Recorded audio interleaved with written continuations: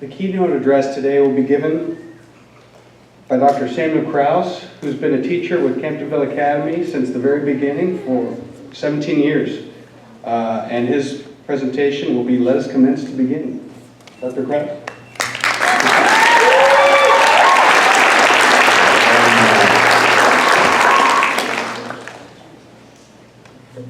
Let us commence to begin. When I was a sophomore in high school, 1962, I began to watch a new television show called The Beverly Hillbillies. And I loved that show, and I continued to watch it all the way through high school and through college and through 2 years of Army, when the Army would let me, that is. Perhaps you've heard the theme song, and if some of you old-timers like me may even sing along with me. Come and listen to a story about a man named Jed, poor mountaineer, barely kept his family fed. Then one day he was shooting at some food, and up through the ground come a bubbling crude. Oil, that is, black gold, Texas tea. Well, the first thing you know, old Jed's a millionaire. Ken folks said, Jed, move away from here. Said, California's the place you want to be. So he loaded up the truck and he moved to Beverly Hills, that is, swimming pools, movie stars.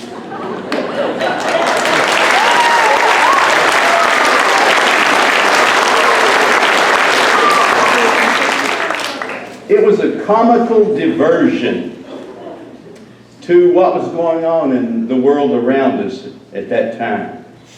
It was about a man that struck it rich, a poor man. I mean, might be part of the American dream. After all, who wouldn't want to strike it rich and move to Beverly Hills? Like winning the Super Lotto today, I suppose. But in reality, we were seeing things around us that weren't so funny. We saw the assassination of President John F. Kennedy. We were in the midst of the Vietnam War, the protest over that war, the hippie movement, the civil rights movement, the assassination of Bobby Kennedy and Martin Luther King Jr., Jethro Bodine, the not-too-smart nephew of Jed Clampett, had a saying that I've remembered all these years and occasionally begin one of my classes with that statement, let us commence to begin. Now, I know that's a redundant statement. It's not a double negative, it's almost like a double positive, if there is such a thing. Yeah, maybe it's like Yogi Berra's famous deja vu all over again. But it's a privilege to me to give the commencement address to the class of 2015. And I wish I could actually turn and stare at you, but I was told to face this way, so I won't. It's about commencing to commence, beginning to begin. High school graduation is a major achievement. You have spent 2/3 of your lives in education, in school, and you're ready for a break. In fact, we're all ready for a break. Summer can't come too soon, can it? So what's your next step? Get a summer job? A lot of competition for summer jobs. I wish you well. I hope you do get a summer job if you can. Go to college in the fall. Some of you are already set and ready to go. Congratulations. Go to a specialized training program, tech school, business college. Go for it. Take a year off and, mooch off the folks. Watch out for that one. Graduation can be a terrifying time. Many of you have turned 18 or soon will. That gives you a new classification in life. You are no longer considered adolescents. Now you're considered adults. New responsibilities. Get your act together. Many of you were in my civics class, in fact, the majority of you. And we talked about government and economics and current events that all related to that. And as a bonus, you got to hear me talk about, well, I call it chasing rabbits, but you got to hear me talk about the great things and the bad things that I have experienced in the half century since I graduated high school. That sounds so weird to say that, but tomorrow, June 6th, actually marks the 50th anniversary since I graduated. And 2 weeks later, I married my high school sweetheart, Ann Bowden. Being married that young is hard, and I do not recommend it. And if you ask my wife, she will agree with me. I thought I was a whole lot more mature than I really proved to be. She helped finish raising me, in fact. But we made it against many odds. My parents said, "Oh no, you'll never go to college now." But I fooled them, ha-ha. Went to college a total of 6 years, theological seminary another 7 years. I guess you could say I'm a professional student. I love school. I love learning. I believe in being a lifelong learner. I hope some of you agree. Let me give you a big challenge right now. Go as far in education as you can. It does open new doors that would not be open to you otherwise. Speaking of opening, I opened a fortune cookie the other day and I read these words: education is not to fill a bucket, but to start a fire. And I began to ponder that.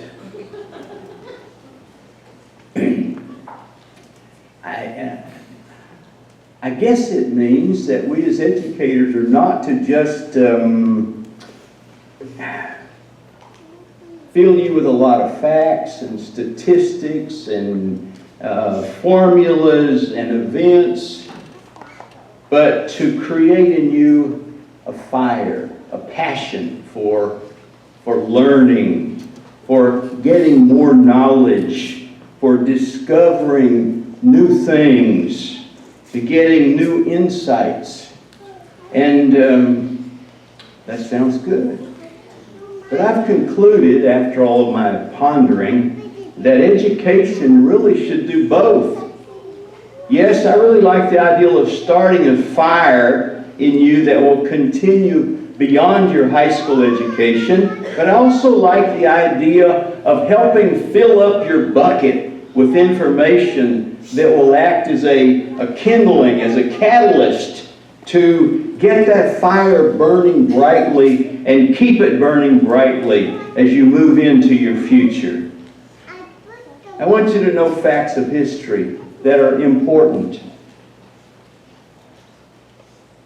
I recently met with a prospective new student who flatly told me she hated history.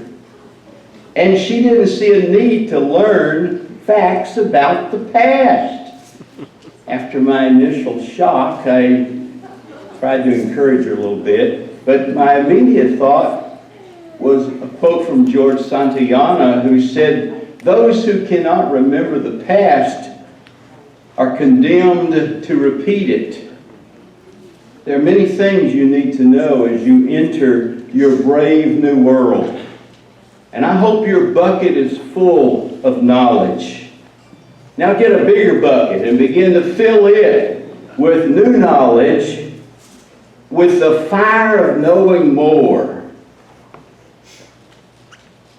In all honesty, I'm sure some of you are thinking that you're through with school. You're fed up to here, or maybe to here. You just want to get on with your life. Get a job. Make some money. Some of you may be even thinking about getting married or starting a family, have kids, have fun, win the lottery. Whatever your plans for post-graduation, you're going to face some obstacles, some challenges, some roadblocks, competition from other graduates for that job you're looking for instance. Let's face it, life is not fair. Bad stuff happens to good people all the time. You're going to be going, whether you go to school formally or not, you're going to be going to the school of hard knocks rest of your life. We don't know what the future holds for us, do we? Olivia Klontz, graduate of our school in 2007, died of a tragic accident a year and a half later. Alyssa Fukumoto, a speech pathologist with our school and married to Randy Fukumoto, one of our favorite math teachers from a couple of years ago, died after a battle from cancer at the age of 32. Recently in the news, teenagers were killed by a drunk driver through no fault of their own. Now, I don't say these things to make a glad occasion such as this a sad occasion. I say it to remind us that we have no guarantees in life. My psychology class last year talked a little bit about especially teenage boys that tend to feel invincible. Don't do anything stupid. We don't know how long we're going to live. We don't know how successful we're going to be. In spite of let's face it, some parents and some teachers maybe have told you, at least we hear that as a pretty common thing among public schools, tell students, part of that self-esteem stuff, I guess, you can be anything you want to be. Really? Tell that to the 20 or so Republicans and 3 Democrats who already plan to run for president. Life puts some restrictions on us. And in spite of that reality, let's mark this day as a day of ending and a day of beginning anew. Carpe diem. About the only Latin I know, I think. Seize the day. I think that's Latin. All of us on this stage and all in this theater that I'm having a hard time seeing because of the bright lights here. Your parents, your friends, your relatives, all of us are very supportive of you. We continue to be supportive of you. We believe in you, and we wish and pray great success in your lives as you move forward into the future. Now go out and be a part of a new history in the making. Let us all commence to begin a new chapter in our lives. Thank you.